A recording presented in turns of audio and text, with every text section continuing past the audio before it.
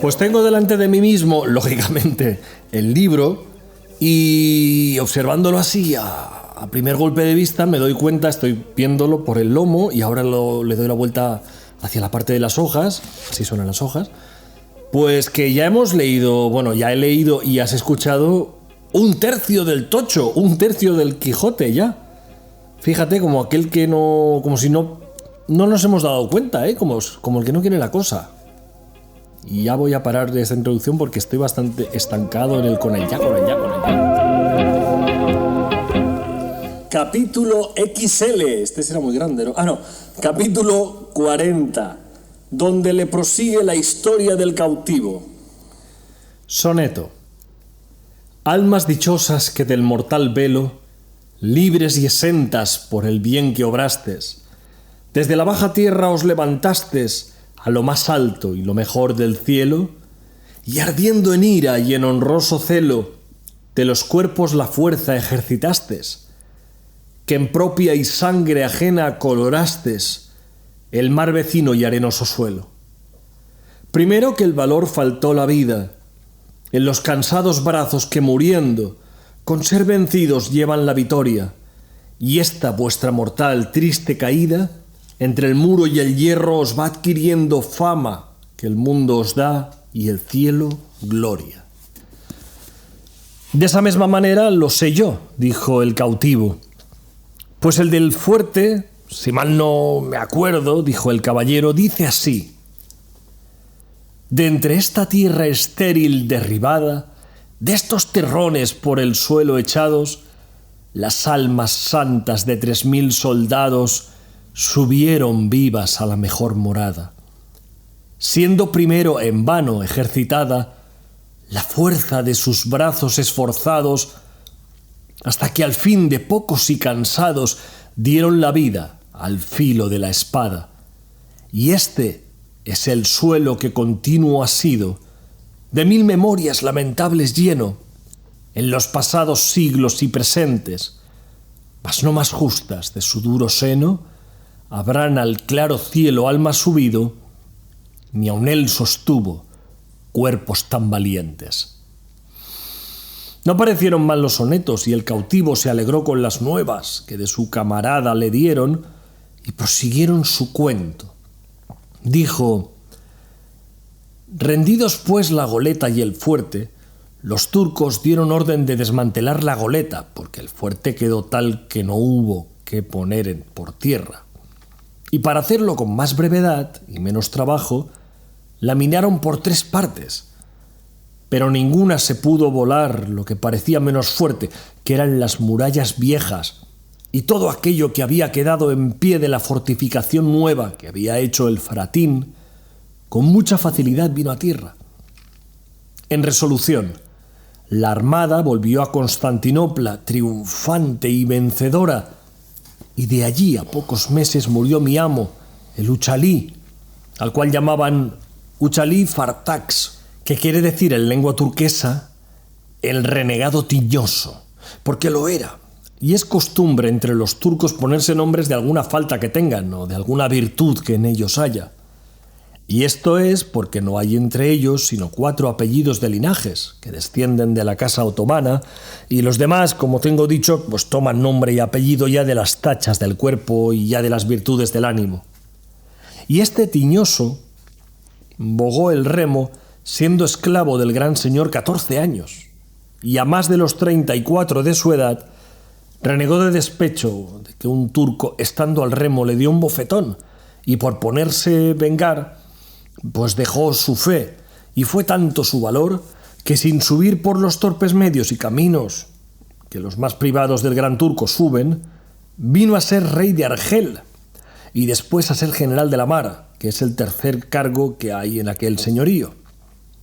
Era calabrés de nación y moralmente fue hombre de bien, y trataba con mucha humanidad a sus cautivos, que llegó a tener 3000, los cuales después de su muerte se repartieron como heredero de cuantos mueren, y entra a la parte con los más hijos que deja el difunto y entre sus renegados. Y yo ocupé a un renegado veneciano, que siendo grumete de una nave le cautivó el uchalí y le quiso tanto que fue uno de los más regalados garzones suyos, y él vino a ser el más cruel renegado que jamás se ha visto. Llamábase Hazán Agá y llegó a ser muy rico y a ser rey de Argel, con el cual yo vine de Constantinopla algo contento por estar tan cerca de España, no porque pensase escribir a nadie el desdichado suceso mío, sino por ver si me era más favorable la suerte en Argel que en Constantinopla, donde ya había probado 1000 maneras de huirme y ninguna tuvo sazón ni ventura. Y pensaba en Argel buscar otros medios de alcanzar lo que tanto deseaba, porque jamás me desamparó la esperanza de tener libertad. Y cuando en lo que fabricaba pensaba y ponía por obra no correspondía el suceso de la intención, luego, sin abandonarme, fingía y buscaba otra esperanza que me sustentase, aunque fuese débil y flaca. Con esto entretenía la vida, encerrado en una prisión o casa que los turcos llaman baño, donde encierran los cautivos cristianos, así los que son del rey como de algunos particulares y los que llaman del almacén, que es como decir cautivos del concejo, que sirven a la ciudad en las obras públicas que hace y en otros oficios. Y estos tales cautivos tienen muy dificultosa su libertad, que como son del común y no tienen amo particular, no hay con quien tratar su rescate aunque le tengan. En estos baños, como tengo dicho, suelen llevar a sus cautivos algunos particulares del pueblo, principalmente cuando son de rescate, porque allí los tienen holgados y seguros hasta que venga su rescate.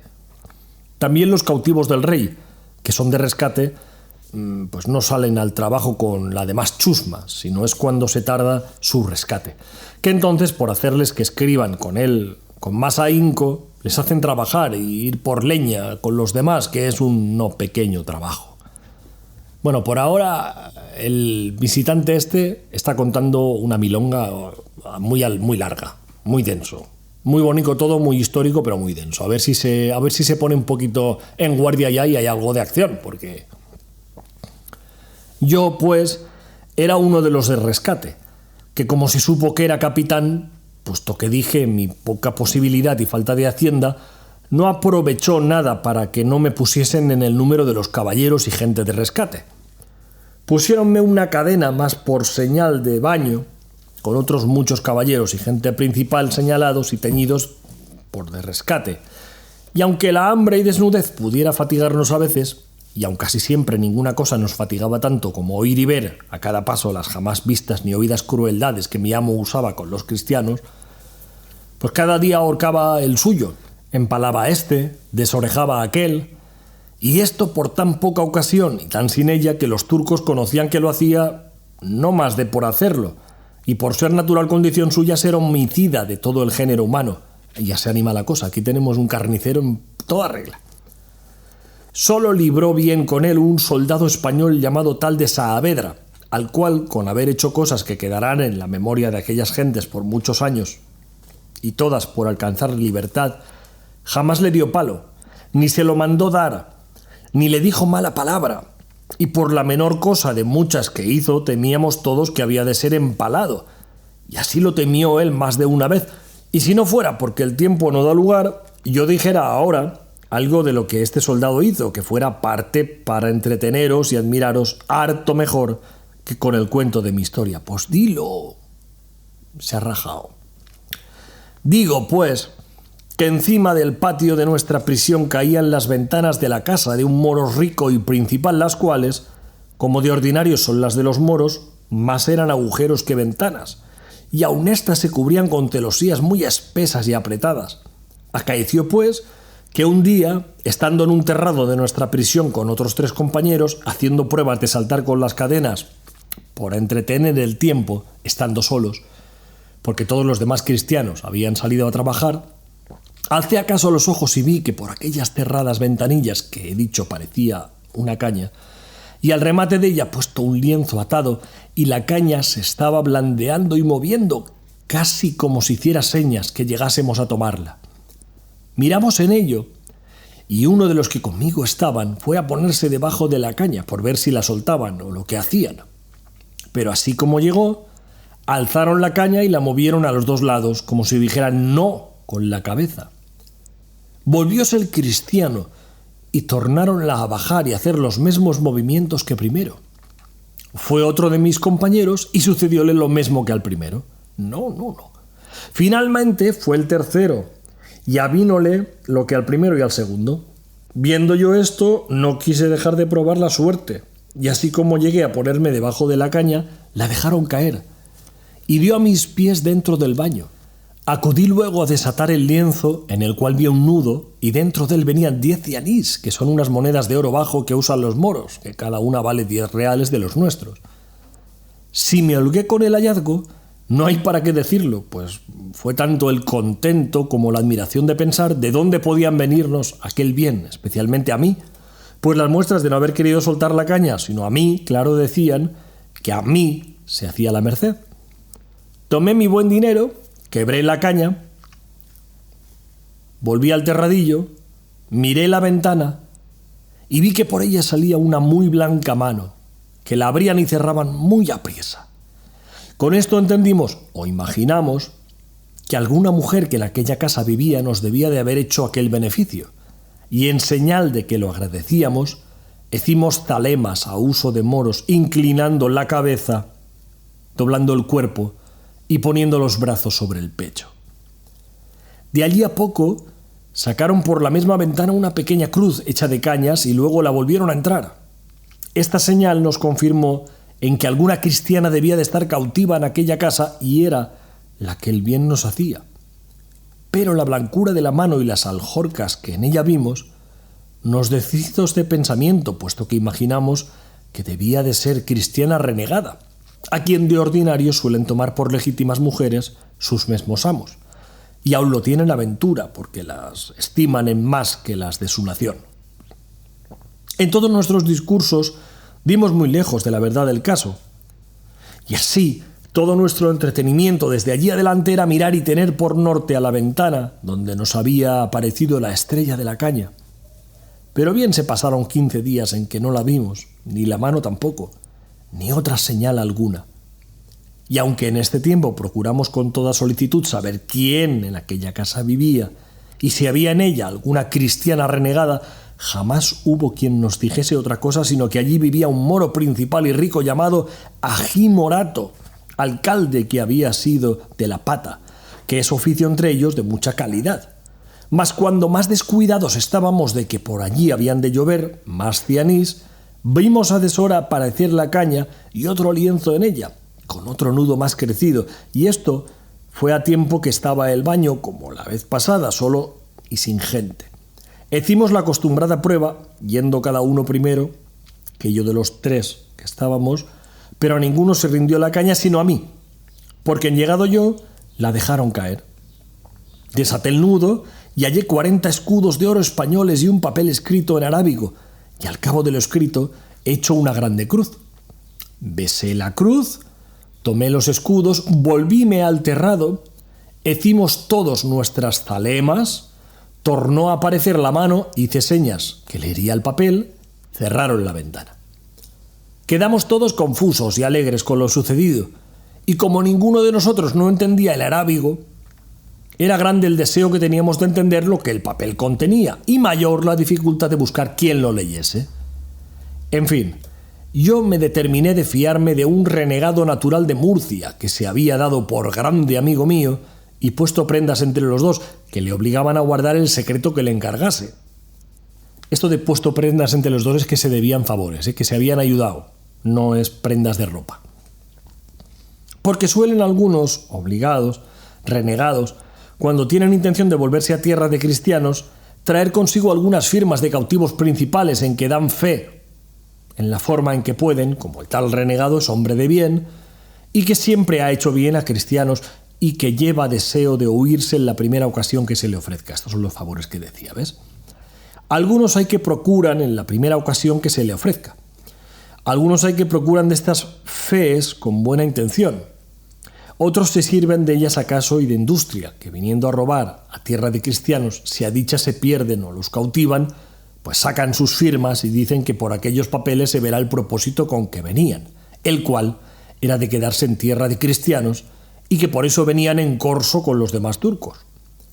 Con esto se escapan de aquel primer ímpetu y se reconcilian con la Iglesia sin que se les haga daño.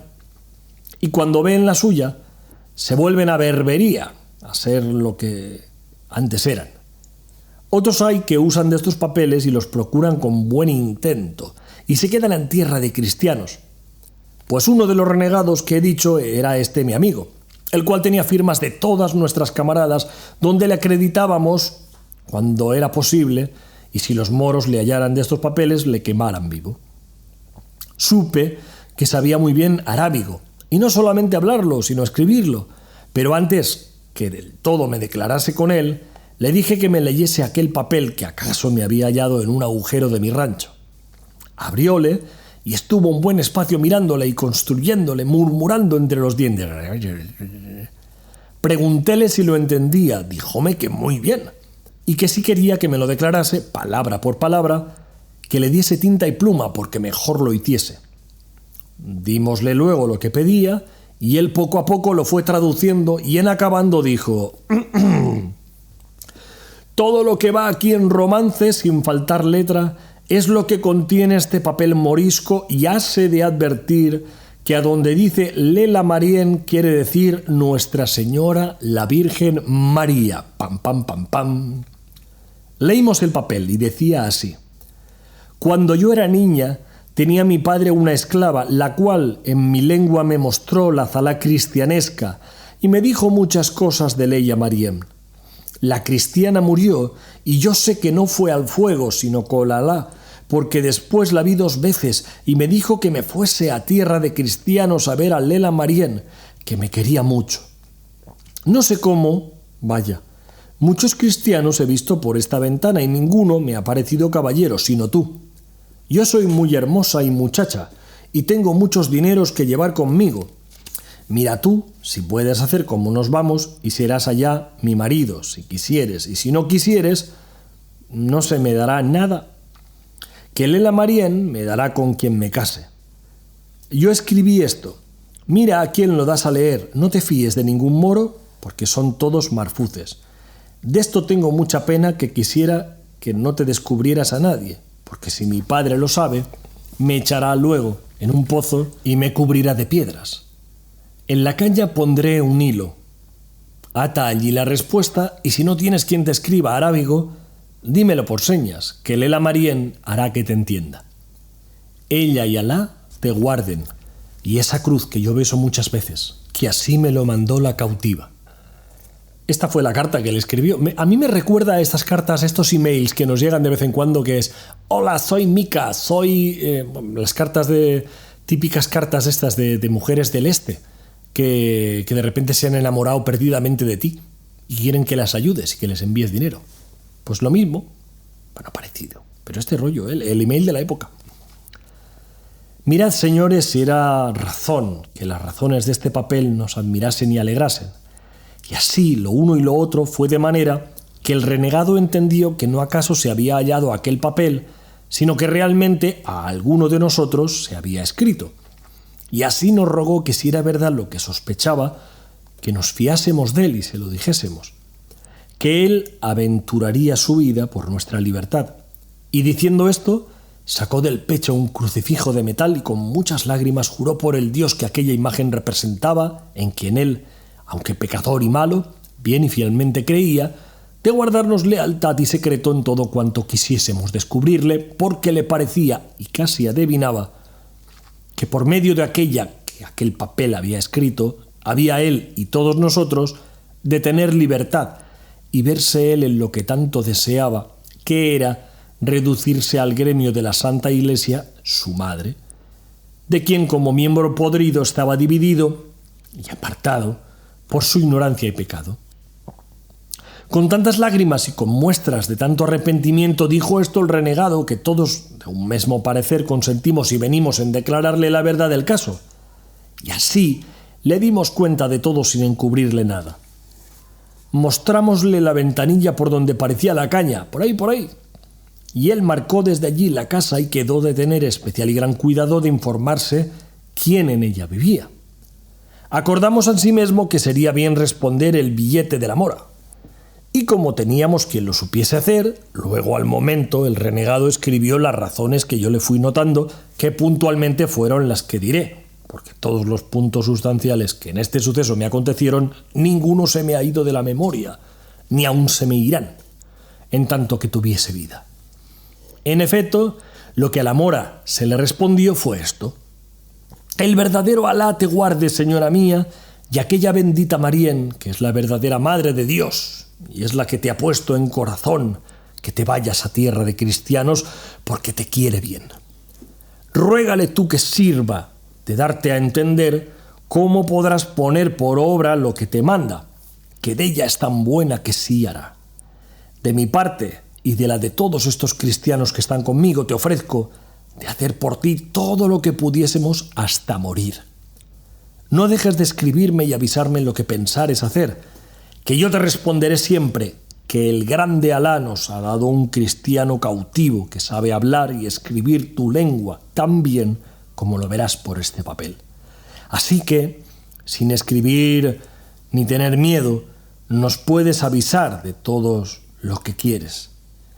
A lo que dices que si fueres a tierra de cristianos, que has de ser mi mujer, yo te lo prometo como buen cristiano, y sabe que los cristianos cumplen lo que prometen mejor que los moros. Alá y Marién, su madre, sean en tu guarda, señora mía. Bueno, los mentirosos, sean cristianos o sean moros, no cumplen la palabra, pero bueno, este se ha venido muy arriba y ha dicho: aquí están mis huevos.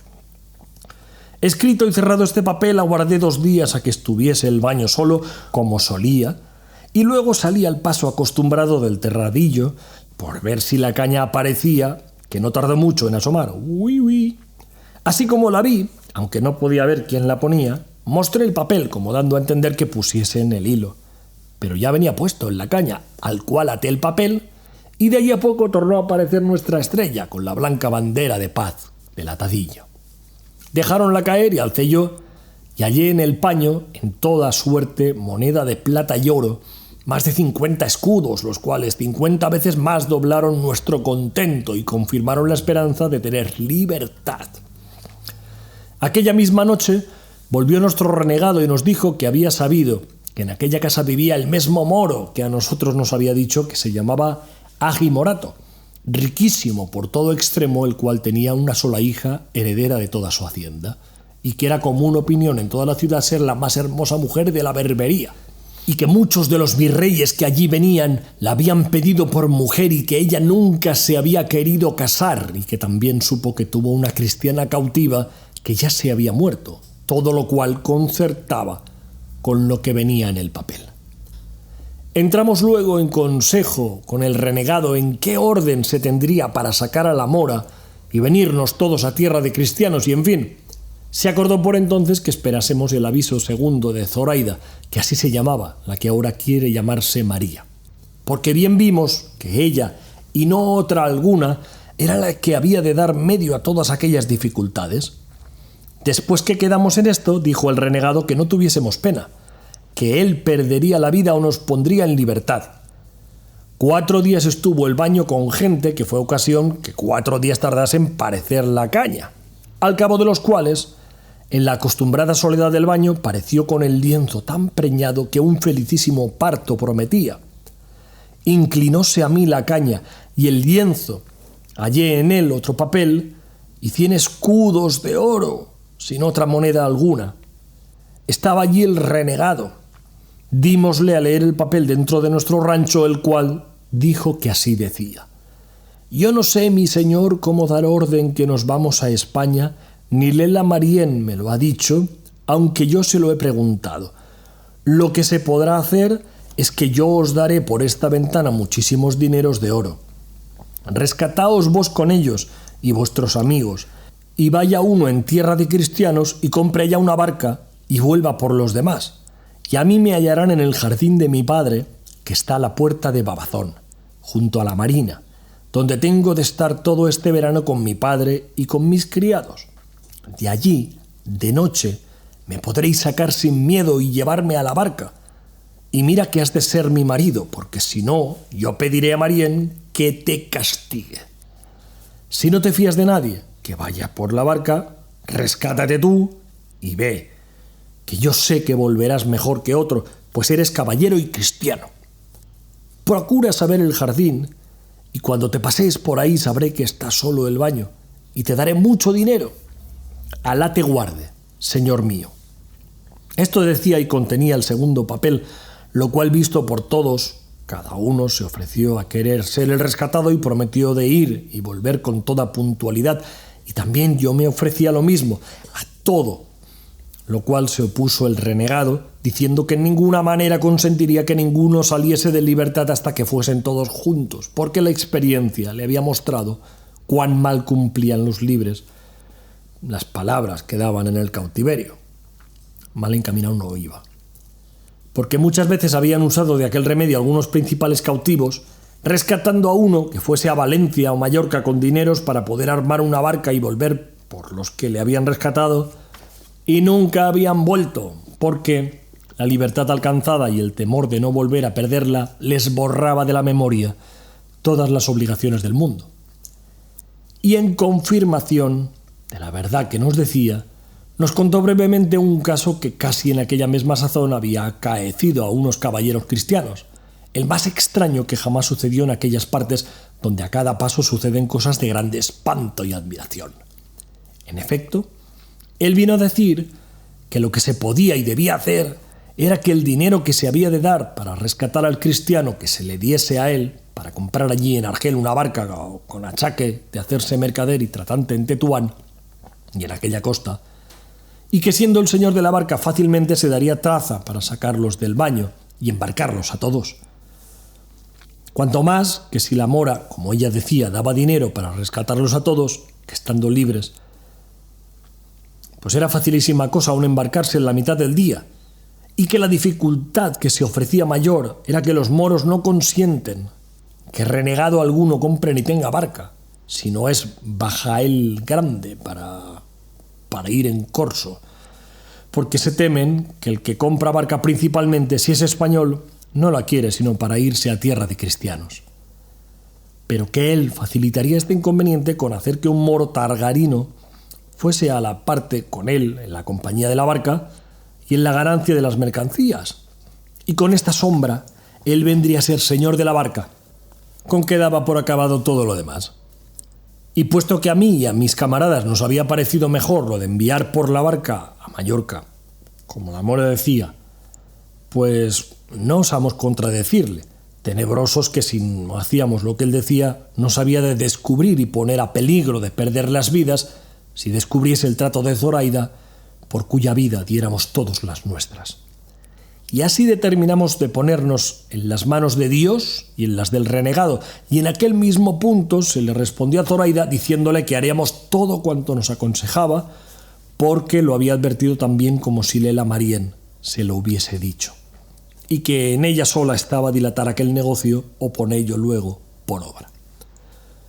Ofrecímele de nuevo de ser su esposo, y con esto, otro día que acaeció a estar solo el baño en diversas veces con la caña y el paño, nos dio 2000 escudos de oro y un papel donde decía que el primer jumá, que es el viernes, se iba al jardín de su padre, y que antes de que se fuese nos daría más dinero, y que si aquello no bastase, que se lo avisásemos, que nos daría cuanto le pidiésemos, que su padre tenía tantos que no lo echaría de menos, cuanto más que ella tenía las llaves de todo.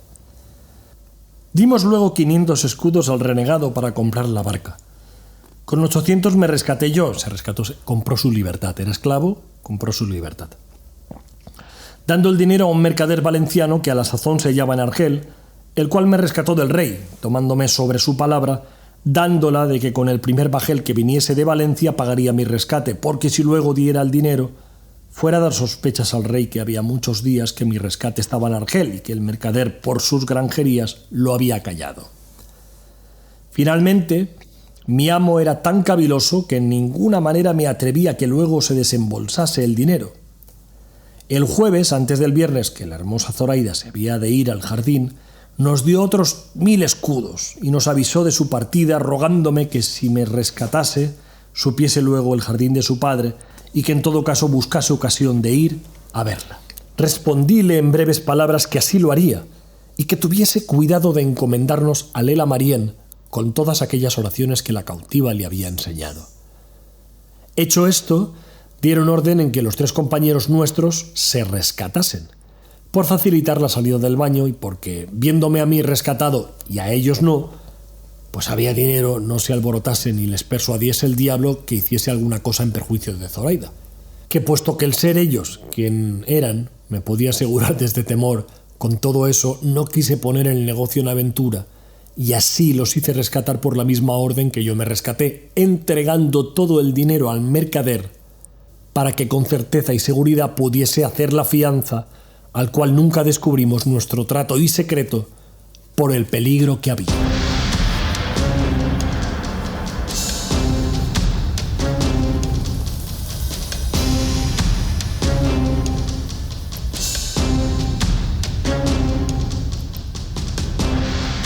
Bueno, pues la fuga de Alcatraz se queda corta al lado de la fuga que estamos empezando a vislumbrar en esta historia. Menudo complot han montado gracias a la financiación de la mora que quiere pirarse porque le ha hablado la Virgen. ¿Qué habrá fumado? Vamos a ver cómo sigue. Capítulo 41, donde todavía prosigue el cautivo su suceso. No se pasaron 15 días cuando ya nuestro renegado tenía comprada una muy buena barca capaz de más de 30 personas, y para asegurar su hecho y dalle color, quiso hacer como hizo un viaje a un lugar que se llamaba Sargel, que está a 30 leguas de Argel, hacia la parte de Orán, en el cual hay mucha contratación de higos pasos. 2 o 3 veces hizo este viaje en compañía del tagarino que había dicho. Tagarinos llaman en Berberia a los moros de Aragón y a los de Granada mudéjares, y en el reino de Fez llaman a los mudéjares elches, los cuales son de la gente de quien aquel rey más se sirve en la guerra. Digo pues que cada vez que pasaba con su barca daba fondo en una caleta que estaba no 2 tiros de ballesta del jardín donde Zoraida esperaba, y allí muy de propósito se ponía el renegado con los morillos que bogaban el remo ya a hacer la zalá o como por ensayarse de burlas a lo que pensaba hacer de veras. Y así se iba al jardín de Zoraida y le pedía fruta y a su padre se le daba sin conocelle.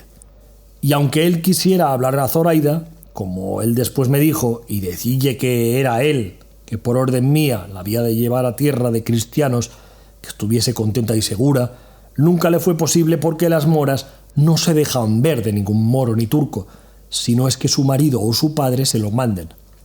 De cristianos cautivos se dejan tratar y comunicar, aún más de aquello que sería razonable, y a mí me hubiese pesado que él la hubiese hablado, que quizá la alborotara, viendo que su negocio andaba en boca de renegados. Pero Dios, que lo ordena de otra manera, no vio lugar al buen deseo que nuestro renegado tenía, el cual, viendo cuán seguramente iba y venía a Sargel, y que daba fondo cuando y cómo y a dónde quería, y que el tagarino, su compañero, no tenía más voluntad de lo que la suya ordenaba, y que yo estaba ya rescatado, y que solo faltaba buscar a algunos cristianos que bogasen el remo, me dijo que mirase yo cuáles quería traer conmigo, fuera de los rescatados, y que los tuviese hablados para el primer viernes, donde tenía determinado que fuese nuestra partida. Viendo esto, hablé a 12 españoles, todos valientes hombres del remo, y de aquellos que más libremente podían salir de la ciudad, y no fue poco hallar tantos en aquella coyuntura, porque estaban 20 bajeles en corso, y se habían llevado toda la gente de remo, y estos no se hallaran si no fuera que su amo se quedó aquel verano sin ir en corso a cavar una galeota que tenía en astillero, a los cuales no les dije otra cosa sino que el primer viernes en la tarde se saliesen uno a uno disimuladamente y se fuesen a la vuelta del jardín de Agi Morato, y que allí me aguardasen hasta que yo fuese. A cada uno di este aviso de por sí, con orden que aunque allí viesen a otros cristianos, no les dijesen, sino que yo les había mandado esperar en aquel lugar. Hecha esta diligencia, me faltaba hacer otra, que era la que más me convenía, y era la de avisar a Zoraida en el punto que estaban los negocios para que estuviese apercebida y sobre aviso, que creo que es lo mismo, que no se sobresaltase si de improviso la saltásemos antes del tiempo que ella podía imaginar que la barca de cristianos podía volver. y así determiné de ir al jardín y ver si podía hablarla, y con ocasión de coger algunas hierbas, un día antes de mi partida fui allá.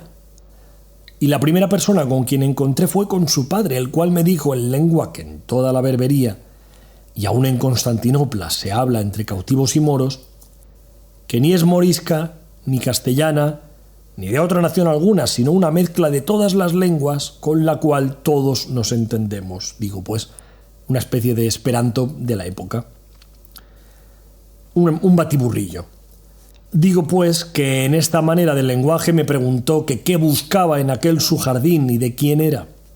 Respondíle que era esclavo de Arnaute Mamí, y esto porque sabía yo muy cierto que era un grandísimo amigo suyo, y que buscaba de todas hierbas para hacer ensalada. Preguntóme por el consiguiente si era hombre de rescate o no, y qué cuánto pedía mi amo por mí. Estando en todas estas preguntas y respuestas, salió de la casa del jardín la bella Zoraida, la cual ya había mucho que me había visto, y como las moras en ninguna manera hacen melindre de mostrarse a los cristianos, ni tampoco se esquivan, como ya he dicho, no se le dio nada de venir a donde su padre conmigo estaba. Antes, luego cuando su padre vio que venía y despacio, la llamó y mandó que llegase. «Ven pa' acá». Demasiada cosa sería decir yo agora la mucha hermosura, la gentileza, el gallardo y rico adorno con que mi querida Zoraida se mostró a mis ojos. Solo diré que más perlas pendían de su hermosísimo cuello, orejas y cabellos que el cabellos tenía en la cabeza. ¿Qué? Voy a volver a leer esta frase porque... Solo diré que más perlas pendían de su hermosísimo cuello, orejas y cabellos que cabellos tenía en la cabeza. No lo he entendido. ¿Que le pendían perlas, orejas y cabellos? ¿Qué te amarrara? En las gargantas de sus pies, que descubiertas a su usanza, traía 2 carcajes, que así se llamaban las manillas o ajorcas de los pies en morisco, de purísimo oro, con tantos diamantes engastados, que ella me dijo después que su padre les estimaba en 10.000 doblas, y las que traían las muñecas de las manos valían otro tanto. Parecía MA del equipo A, toda lleno de oro, o el cigala. Las perlas eran en gran cantidad y muy buenas, porque la mayor gala y bizarría de las moras es adornarse de ricas perlas y aljófar. Y así hay más perlas y aljófar entre moros que entre todas las demás naciones. Y el padre de Zoraida tenía fama de tener muchas y de las mejores que en Argel había, y de tener asimismo más de 200.000 escudos españoles, de todo lo cual era señora esta, que ahora lo es mía. Ha cazado una rica, ¿eh? Si con todo este adorno podía venir entonces, hermosa o no, por las reliquias que le han quedado en tantos trabajos se podrá conjeturar cuál debía de ser en las prosperidades. Porque ya se sabe que la hermosura de algunas mujeres tiene días y sazones y requiere accidentes para disminuirse y acrecentarse. Y es natural cosa que las pasiones del ánimo la levanten o abajen, puesto que las más veces la destruyen.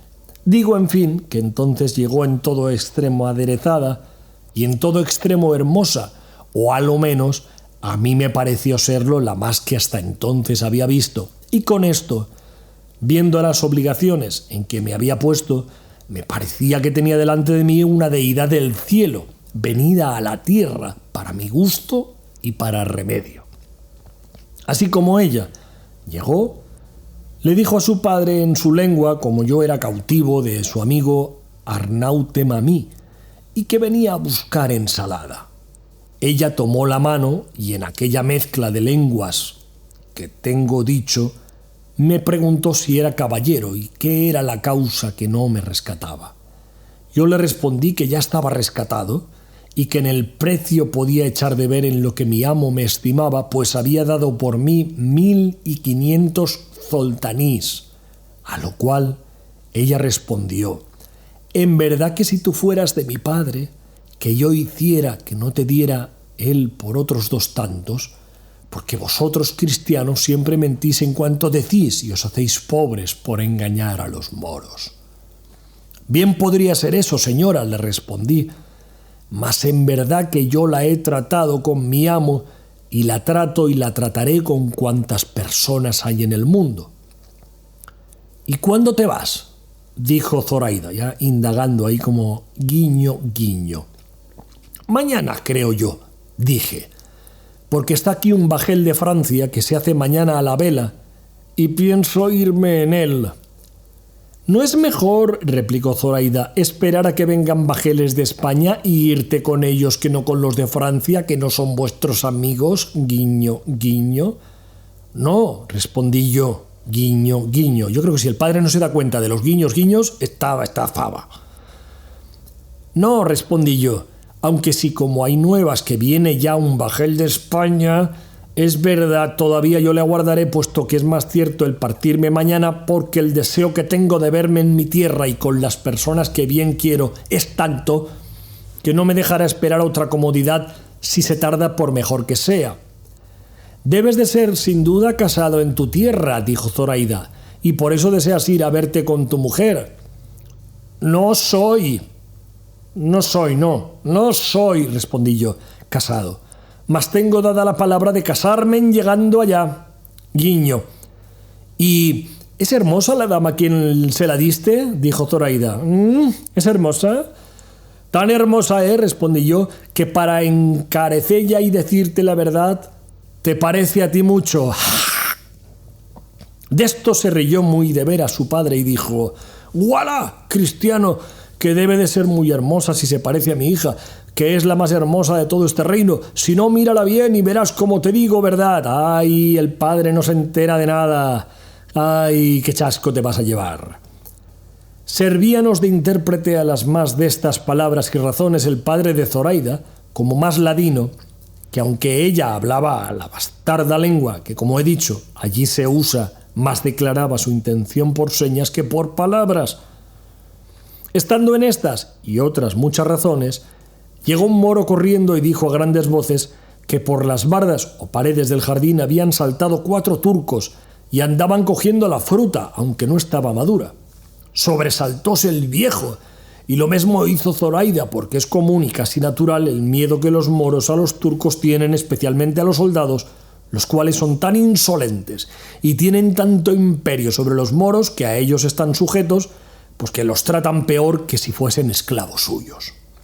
Digo, pues, que dijo su padre a Zoraida: «Hija, retírate a la casa y enciérrate en tanto que yo voy a hablar a estos canes, y tú, cristiano, busca tus hierbas y vete en buena hora y llévate con bien a tu tierra».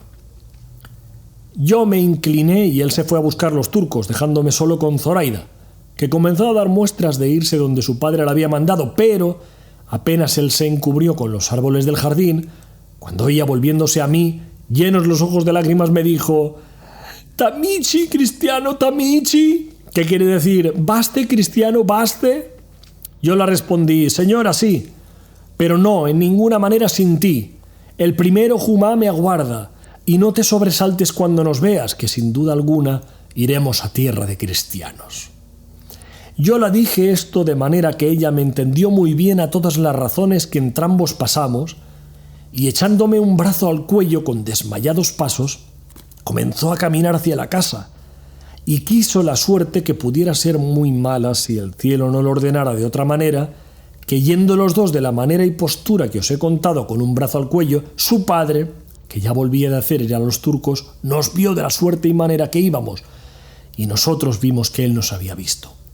Pero Zoraida, advertida y discreta, no quiso quitar el brazo de mi cuello. Antes se llegó más a mí y puso su cabeza sobre mi pecho, doblando un poco las rodillas, dando claras señales y muestras contra mi voluntad. Su padre llegó corriendo a donde estábamos y, viendo a su hija de aquella manera, le preguntó que qué tenía, pero como ella no le respondiese, dijo su padre: «Sin duda alguna que con el sobresalto de la entrada de estos canes se ha desmayado». «¡Ah, qué lista es!».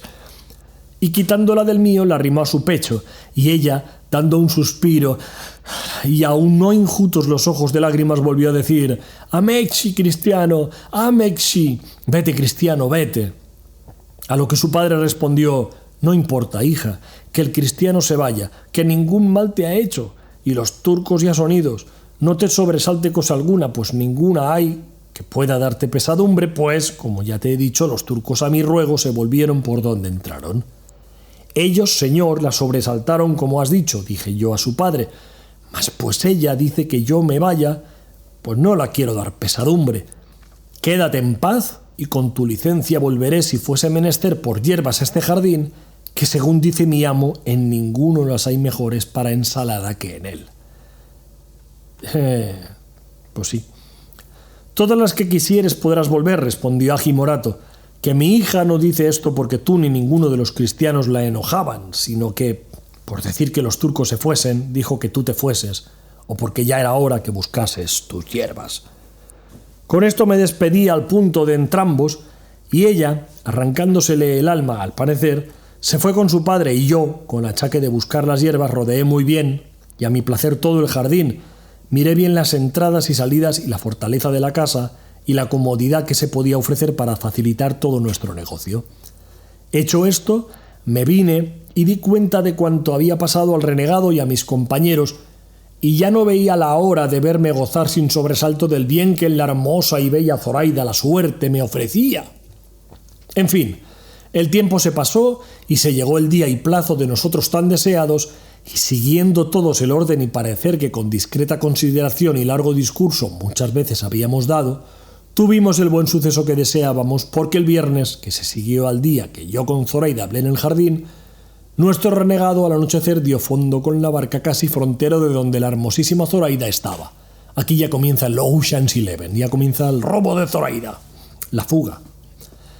Ya los cristianos que habían de bogar el remo estaban prevenidos y escondidos por diversas partes de todos aquellos alrededores.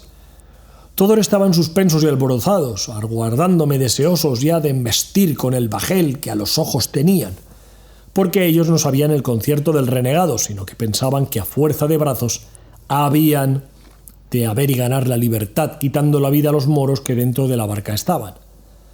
Sucedió, pues, que así como yo me mostré y mis compañeros, todos los demás escondidos que nos vieron se vinieron llegando a nosotros. Esto era ya a tiempo que la ciudad estaba ya cerrada, y por toda aquella campaña ninguna persona aparecía. Como estuvimos juntos, dudamos si sería mejor ir primero por Zoraida o rendir primero a los moros vagarinos que bogaban en el remo de la barca, y estando en esta duda llegó a nosotros nuestro renegado diciéndonos que en qué nos deteníamos, que ya era hora, y que todos sus moros estaban descuidados, y los más de ellos durmiendo. Dijímosle en lo que reparábamos, y él dijo que lo que más importaba era rendir primero el bajel, que se podía hacer con grandísima facilidad y sin peligro alguno, y que luego podríamos ir por Zoraida. Pareciónos bien a todos lo que decía, y así sin detenernos más, haciendo él la guía, llegamos al bajel y saltando él dentro primero, metió mano a un alfanje y dijo el morisco: «Ninguno de vosotros se mueva de aquí si no quiere que le cueste la vida». Ya a este tiempo habían entrado dentro casi todos los cristianos. Los moros, que eran de poco ánimo, viendo hablar de aquella manera a su Arráez, quedáronse espantados y sin ninguno de todos ellos echar mano a las armas, que pocas o casi ningunas tenían, se dejaron, sin hablar alguna palabra, maniatar a los de los cristianos, los cuales, con mucha presteza lo hicieron, amenazando a los moros que si alzaban por alguna vía o manera la voz, que luego al punto los pasarían todos a cuchillo. Hecho ya esto, quedándose en guardia de ellos la mitad de los nuestros, los que quedábamos, haciéndonos a sí mismo el renegado, fuimos al jardín de Agi Morato, y quiso la buena suerte que llegando a abrir la puerta se abrió con tanta facilidad como si cerrada no estuviera, y así con gran quietud y silencio llegamos a la casa sin ser sentidos de nadie. Estaba la bellísima Zoraida aguardándonos a una ventana, y así como sintió gente preguntó con voz baja si éramos Nizarani, como si dijera o preguntara si éramos cristianos. Yo le respondí que sí, y que bajase. Cuando ella me conoció, no se detuvo un punto, porque sin responderme palabra bajó en un instante, abrió la puerta y mostróse a todos tan hermosa y ricamente vestida que no lo acierto a encarecer. Luego, que yo la vi, le tomé una mano y la comencé a besar, y el renegado hizo lo mismo, y mis dos camaradas y los demás, que el caso no sabían, hicieron lo que vieron que nosotros hacíamos, que no parecía sino que le dábamos las gracias y la reconocíamos por señora de nuestra libertad. El renegado le dijo en lengua morisca si estaba su padre en el jardín. Ella respondió que sí, y que dormía. Pues será menester despertalle, replicó el renegado, y llevarosle con nosotros y todo aquello que tiene de valor este hermoso jardín. No, dijo ella, a mi padre no se ha de tocar en ningún modo y en esta casa no hay otra cosa que lo que yo me llevo, que es tanto que bien habrá para que todos quedéis ricos y contentos y esperaros un poco y lo veréis. Y diciendo esto se volvió a entrar, diciendo que muy presto volvería, que nos estuviésemos quedos sin hacer ningún ruido.